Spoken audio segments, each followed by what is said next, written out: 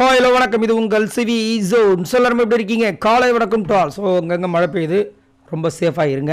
So இன்றைக்கி பார்த்தீங்கன்னா பயங்கரமான ப்ரொமோ வந்திருக்கு. அதாவது காலையிலேயே வந்து விஜய் பார்வதிக்கும் கண்ணிக்கும் முட்டிக்குது. இது வந்து வெடித்த சண்டையா இல்லை உருவான சண்டையான்னு கேட்டிங்கன்னா உருவான சண்டை. யாரால் உருவாச்சுன்னா விஜய் பார்வதியால். ஏன்னா நேற்று செம்ம காண்டில் இருந்தாங்க. ஏன்னா கனி அண்ட் கோ இவங்களுக்கு வந்துட்டு செம்மையாக டென்ஷன் கொடுத்ததா இவங்க நினச்சிட்டு இருக்காங்க.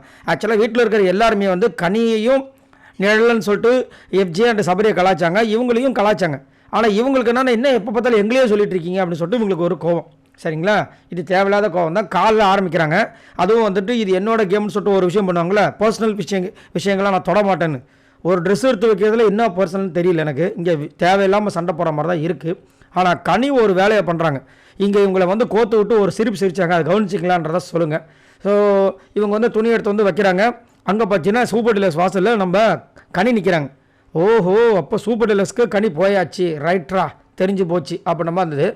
அதுக்கப்புறம் பார்த்தீங்கன்னா பிரவீன் கிட்ட முறையிடுறாங்க. ஸோ இந்த வாரம் கேப்டன் பிரவீன், ரைட்ரா, அப்போ இந்த வாரம் ஜெகஜோதியாக இருக்குன்றதெல்லாம் மாட்டுக்கிறதே கிடையாது.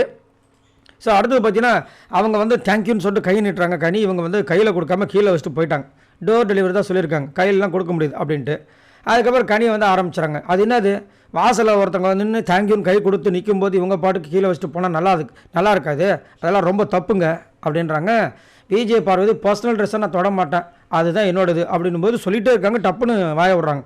ஏய் சும்மா எதுக்கு எடுத்தாலும் பேசினுக்கிறா அப்படின்னும் போது இவங்க இன்னும் ஏய் எனக்கும் பேச தெரியுமான்னு சொல்லிட்டு ட்ரெஸ்ஸை வந்துட்டு கையில் கொடுத்துட்டு சாரி கேட்க சொல்லுங்கள், இல்லைன்னா வேலைக்கு ஆகாது அப்படின்றாங்க. அதுக்கப்புறமா அங்கேயே உட்காந்துறாங்க. எது சூப்பர் டீலக்ஸ் வாசல் முன்னாடி 2 பேர் செக்யூரிட்டி மாதிரி உட்காந்து தர்ணா போராட்டம் பண்ணுறாங்க. நாங்கள் அதை இருக்க வந்துட்டு சாரி கேட்க இங்கே வந்து எந்திரிக்க மாட்டோம், சாப்பிட மாட்டோம் சொன்னாங்களான்னு தெரியல, எந்திரிக்க மாட்டோம் அப்படின்றாங்க. ரைட்டா, சொல்லி முடிச்சுன்ற மாதிரி இருந்தது. 2 பேரும் அங்கேயே உட்காந்துருந்தாங்கன்னு வச்சுக்கோங்களேன், வீடு அமைதியாக இருக்கும்.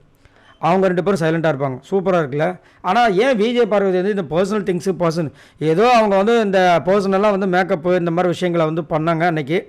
அதையும் வந்துட்டு கை க்ளோஸ் போட்டு பண்ணுங்கன்னு சொல்லி முடிச்சாச்சு. இங்கே வந்து வேலை செய்யணுன்றது தான் ரூலே.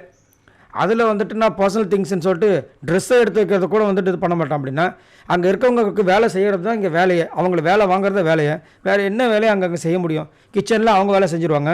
தனித்தனியாக வந்துட்டு அந்த பிரிவுலாம் கொடுத்துட்டாங்க, பாத்ரூம் கிளீனிங் எல்லாத்தையும் கொடுத்துட்டாங்க.